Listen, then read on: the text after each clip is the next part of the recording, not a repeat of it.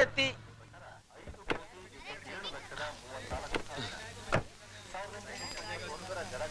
മെല്ലെ എങ്ങോട്ടാ? കിഷൻജിയുടെ വീടല്ലേ? അതിന് ഇവിടം വരെ മതി തന്റെ ഡ്രൈവിംഗ്. ഇതിനപ്പുറത്തോട്ട് ഞാൻ സ്വയം ഡ്രൈവ് ചെയ്ത് പൊയ്ക്കണം കേട്ടോ.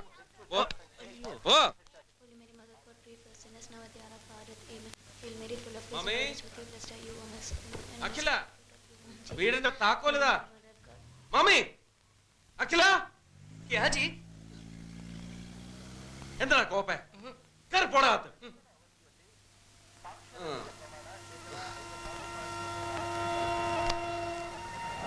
അഖില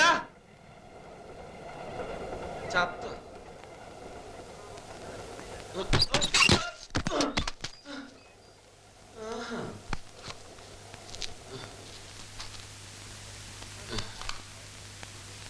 പൂട്ടിയില്ലേ?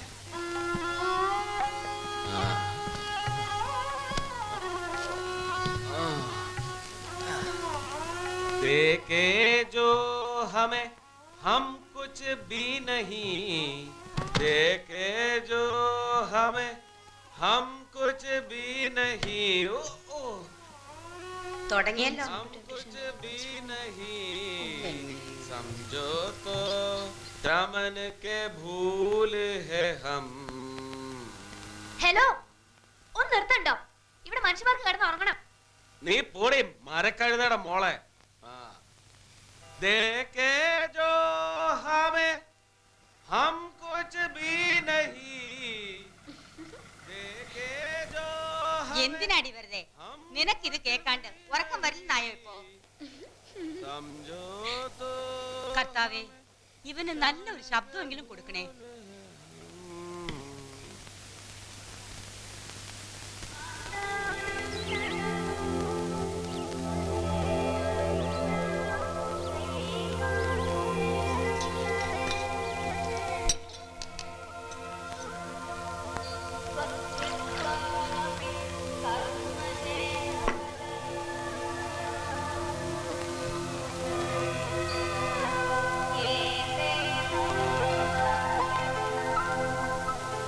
Kichu, Kichu,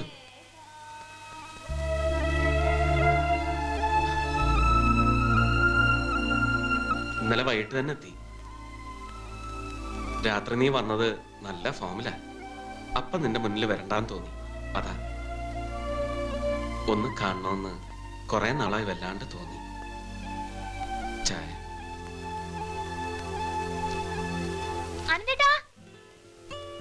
good morning. Good morning.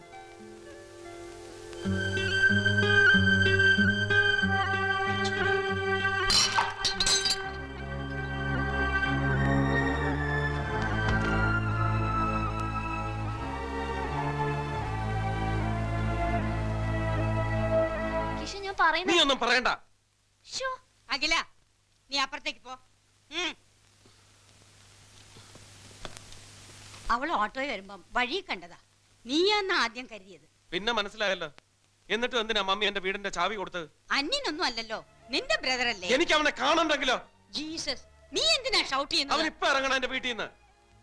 അത് കണ്ടവർക്കൊക്കെ കയറി കിടക്കാനുള്ളതല്ല. ഓ, എന്നാ നീ വീട് പൂട്ടിപ്പിക്കോ. Keep your keys with you. എന്തായി? ഭയങ്കര പൊട്ടലും ചീറ്റലുവാ. കുഴപ്പമില്ല, അത് മമ്മി ഹാൻഡിൽ ചെയ്തോടും. അവന്റെ ഈ ബേളൊന്നും മമ്മിയുടെ ദേഷ്യമില്ല. അനന്തകൃഷ്ണനെ പറഞ്ഞു വിടാൻ മമ്മി ഏതായാലും ഉദ്ദേശിക്കുന്നില്ല. അവൻ ഇവിടെ താമസിക്കും. അതിന് മമ്മിക്ക് നിന്റെ പെർമിഷൻ ഒന്നും ആവശ്യമില്ലല്ലോ.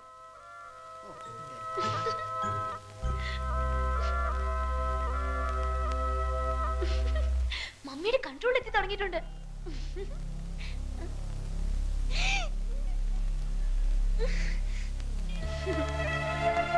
ഇവിടെ സമാധാനം തരത്തില്ല എന്ന് തന്നെ ഒരുമ്പട്ട് ഇറങ്ങിയിരിക്ക.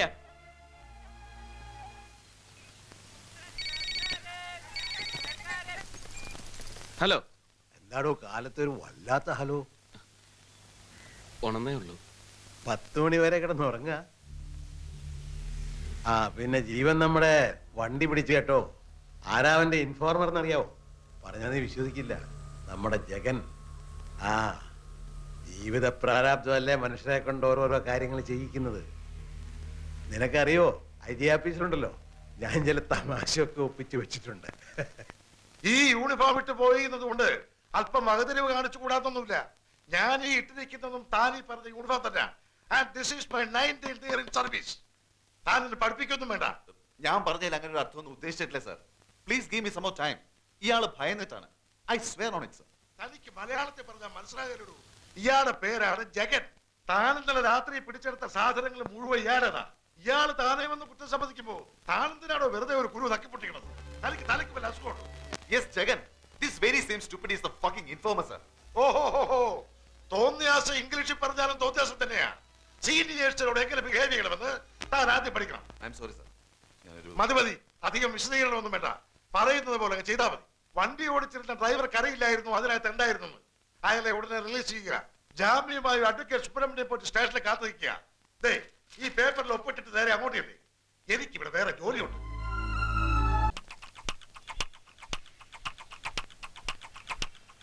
Release the driver only.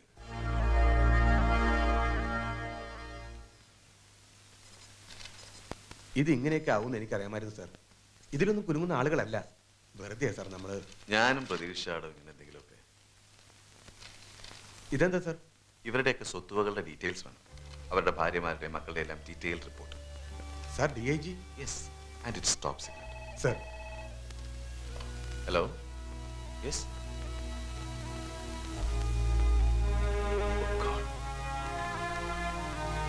ഞാൻ വരുന്നു. Shit. എന്ത് പറ്റി സാർ? ആ informer Jagan, he's killed. Francy ഇതുപോലെ കിച്ചണിലൊക്കെ ഹെൽപ്പ് ചെയ്യുമായിരുന്നു. ബാക്ക് ഡോർ വഴി നേരെ കിച്ചണിലേക്കാ കയറി വരുന്നെങ്കിൽ 2 സ്മോൾ അടിച്ചിട്ടുണ്ടെന്ന് അറിയാം. ഞാൻ കിച്ചണിലായിരിക്കുന്നവനറിയാം. പിന്നെ വെജിറ്റബിൾ കട്ടയിലും തേങ്ങ ചെരവലും ഒരു ബഹളം തന്നെ. സിസ്റ്റേഴ്സില് എന്നോടായിരുന്നു ഫ്രാൻസിക്ക് ഏറ്റവും ആ ഇഷ്ടം. മതി മതി മതി, കഥ ഇവിടെ നിർത്താം. നീ പൊടിയോടുന്നു. ഞാൻ കരയൊന്നുമില്ല. ബൈക്ക് ആക്സിഡന്റില്ല.